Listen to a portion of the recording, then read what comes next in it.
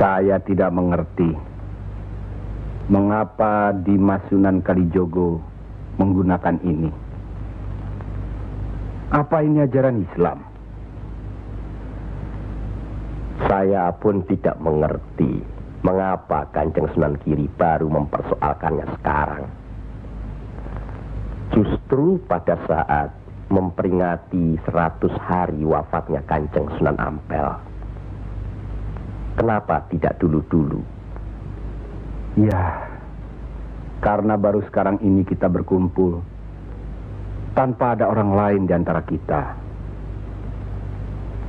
Kenapa Dimas menggunakan kemenyan, bunga-bungaan, dan lain-lain ini? Bukankah Rasul menganjurkan agar kita selalu rapi, bersih, dan menggunakan wangi-wangian? Setiap sholat Jumat pun kita dianjurkan menggunakan wangi-wangian. Apakah sholat Jumat itu bukan ibadah? Tapi Sunan Kali membakarnya saat peringatan akan dimulai. Saat membaca doa. Sholat Jumat itu bukan hanya berdoa, tapi juga menghadap Allah.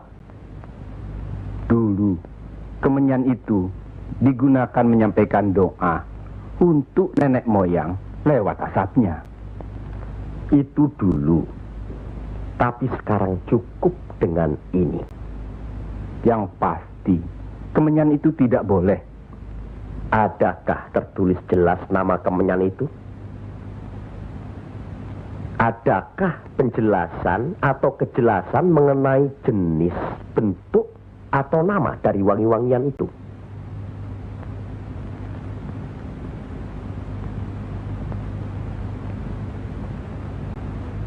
Kalau orang Jawa menganggap kemenyan, setangki, bunga-bungaan itu wangi, apa salahnya kalau mereka menggunakan?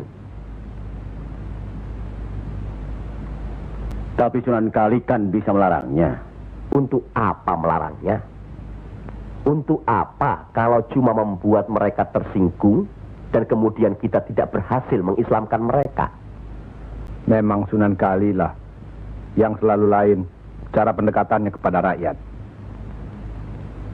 Tidak ada cara lain, Kanjeng Sunan Giri, selain mendekatkan hatinya, sentuh perasaannya, sesuaikan dengan kebiasaannya, yang kemudian setelah mereka merasa cocok, sesuai, lalu kita rubah sedikit demi sedikit.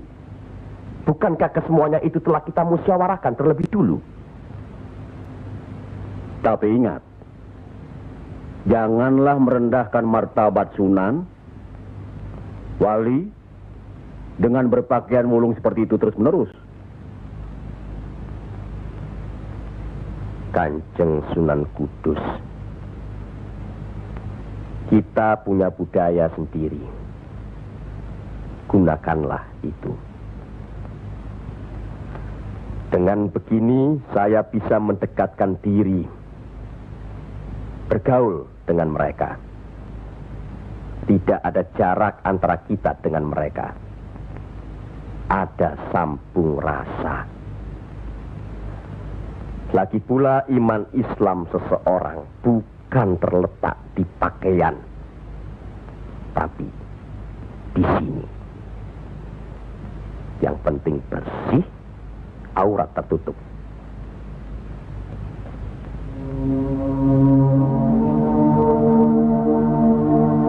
Hari ini setan-setan sedang bertengger di dada sedulur-sedulur.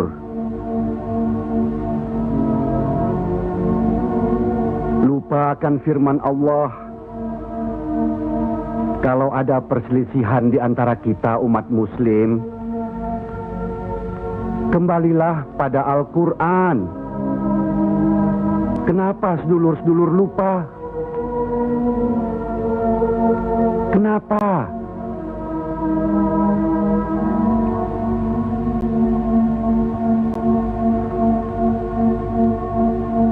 Maaf Kanjeng Sunan Giri. Semestinya hal ini tidak boleh terjadi. Apalagi Kanjeng Sunan sebagai pimpinan kami di sini.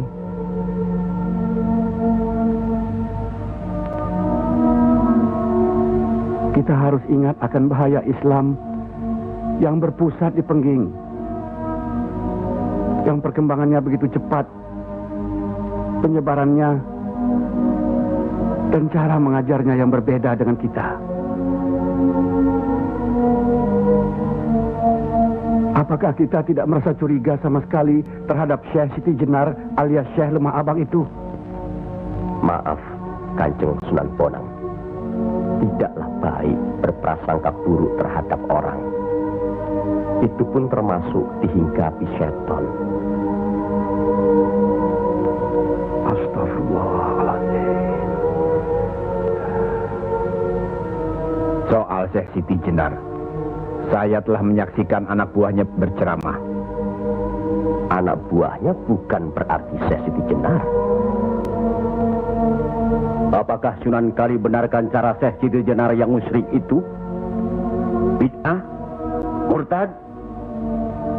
Wallahu alam.